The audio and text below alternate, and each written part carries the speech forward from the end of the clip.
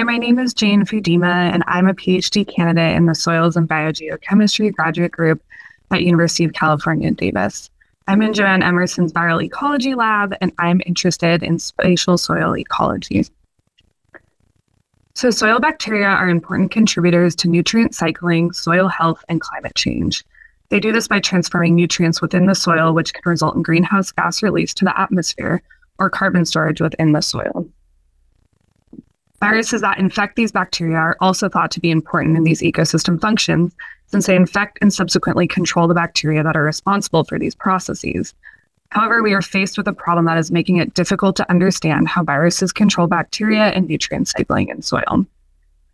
And that problem is that bacteria seem to be very similar horizontally across soil that is in the same habitat, whereas the viruses that infect these bacteria are very different spatially across soil that is in the same habitat. So in order to be able to understand how viruses affect bacterial nutrient cycling, we first have to be able to link viruses to their bacterial hosts across horizontal space. Which brings me to my research question, which is what is driving the viral spatial structuring across horizontal space? We suspect it is due to measurement issues, since we normally measure total hosts that contain active, inactive, and dead microorganisms. Our hypothesis is that viruses reflect very recent activity, since viruses have a short residence time in soil, and thus we expect similar spatial patterns will be matched by active hosts and their related metabolic processes. So here we measured viruses, total bacteria hosts, active bacterial hosts, bacterial metabolisms, and environmental properties over distances from 10 centimeters to 100 meters in a low and high precipitation grassland. I will only be focusing on the viruses, metabolisms, and soil environmental properties today because this is the data I have back and processed.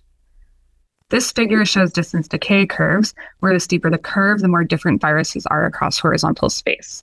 What we see is that at 1 meter distances, viruses can change quite drastically across these short distances, and the linear regressions that are fit to these curves show that the environmental properties and the bacterial metabolisms are only responsible for 3 of the small-scale viral spatial trends, meaning we still cannot explain why viruses change across space in half of the small-scale sampling areas. When we zoom out to the field scale, or 100-meter distances, we see that at 20 to 30 meters, marked by the dashed line, viruses are almost completely different from each other. Looking at the regression equations fit to these data, both the soil properties and the bacterial metabolisms explain the viral spatial structuring. So in summary, at the field scale, both the environment and the bacterial processes can explain the viral turnover.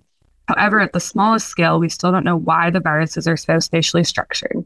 We are planning to investigate the active hosts in order to determine if this is driving the viral spatial structuring, and these data will hopefully allow us to link viruses to bacterial hosts, which will set the groundwork for understanding viral roles in soil nutrient cycling.